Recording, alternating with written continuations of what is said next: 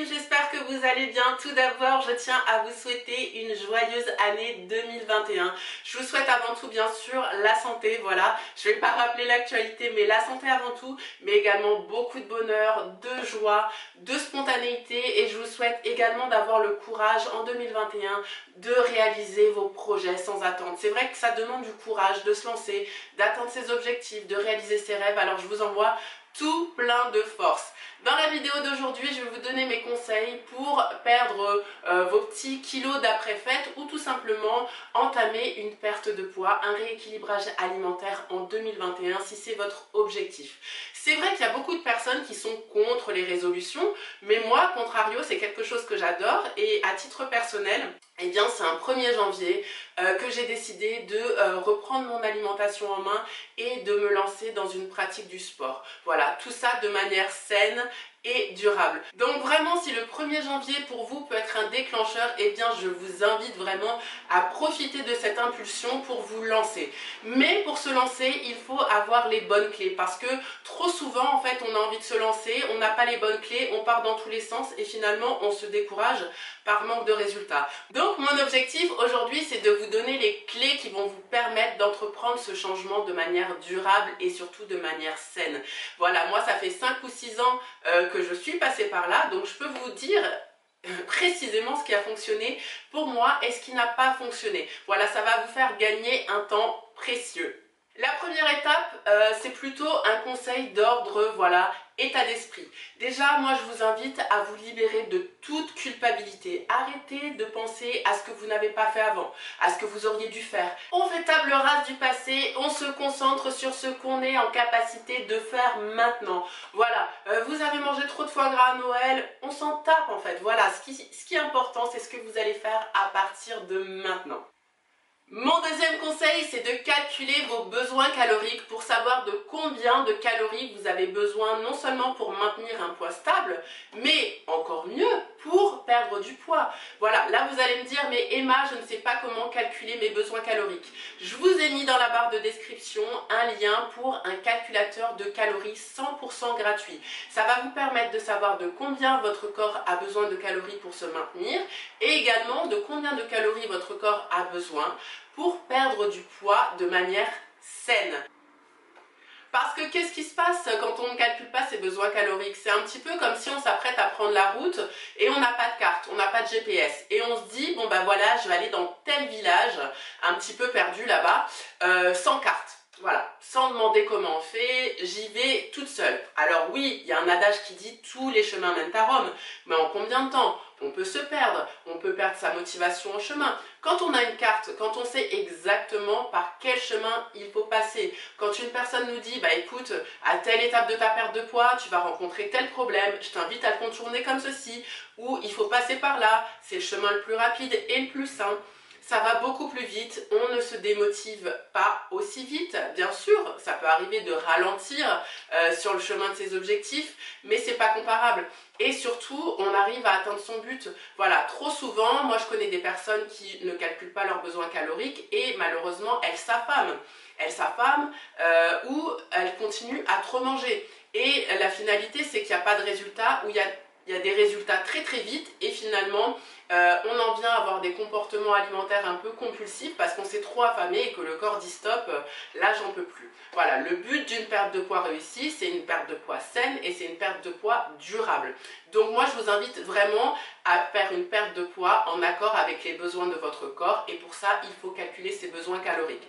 Encore une fois, vous trouverez un calculateur 100% gratuit qui vous indiquera de combien de calories votre corps a besoin pour atteindre votre objectif de manière saine. Mon conseil numéro 3, c'est on oublie les solutions de court terme. Voilà. En matière de perte de poids, voilà, aller le plus vite possible, c'est vraiment quelque chose que je vous déconseille parce que il y a un effet boomerang. Voilà. On veut perdre du poids rapidement, ça marche, hein, on s'affame, et puis ça marche. Et puis petit à petit, voilà, les pensées obsessionnelles en lien avec la nourriture font leur apparition. Et puis on craque, entre guillemets. On craque pas, on a tout simplement faim et on nourrit notre corps qui nous pousse vraiment à nous nourrir, mais de manière compulsive. Donc vraiment, pour cette année 2021, si vous avez tenté déjà plusieurs fois auparavant de perdre du poids rapidement, prenez cette opportunité, prenez ce nouvel élan pour faire les choses différemment, pour faire les choses en accord avec votre corps et pour faire les choses à votre rythme. Donc, avec le temps nécessaire et avec les calories nécessaires à une perte de poids saine. Mon conseil numéro 4, c'est on consomme suffisamment de protéines. Les protéines ont un rôle essentiel dans la perte de poids. Elles aident non seulement à conserver la masse musculaire, c'est-à-dire qu'on va conserver nos muscles et que ce qui va principalement être perdu, ça va être de la graisse. Et elles aident en cas de sport, ce qui est une meilleure chose pour la perte de poids, on ne va pas se cacher, à construire un peu de la masse musculaire. Par construire de la masse musculaire, ça fait un peu peur aux femmes, mais c'est tout simplement, ça aide à se tonifier. Voilà, quand on fait du sport mais qu'on ne mange pas les bonnes choses, eh bien malheureusement, on n'a pas les résultats escomptés. On se dit, purée, mais je fais des efforts, mais je reste flasque, je comprends pas, j'ai perdu un peu de poids, mais là c'est un peu flasque. Ça souvent c'est lié au manque de protéines.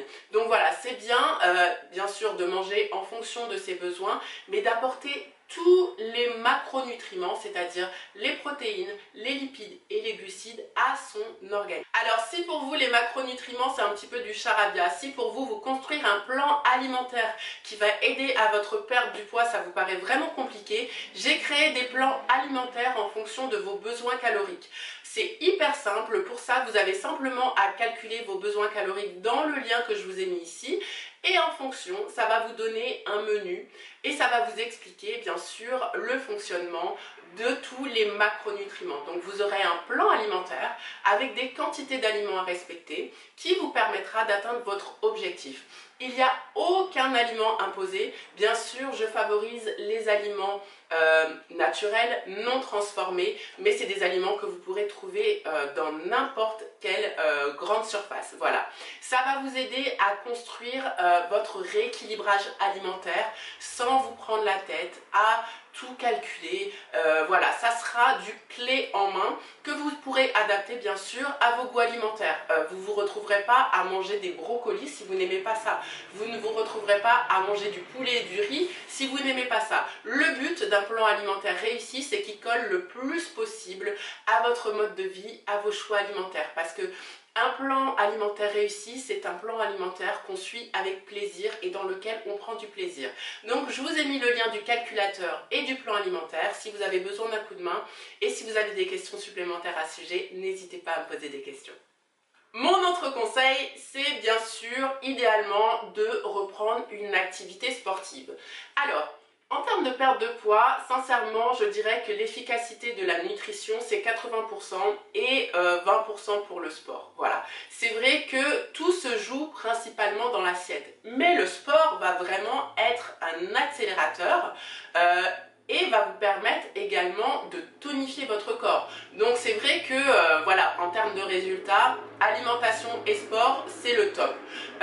Contrairement à ça, faire du sport avec une alimentation défaillante, ça ne va pas vraiment apporter de résultats. Donc, si vous n'arrivez pas à vous concentrer sur ces deux objectifs, je vous invite plutôt à vous focaliser uniquement sur l'alimentation dans un premier temps.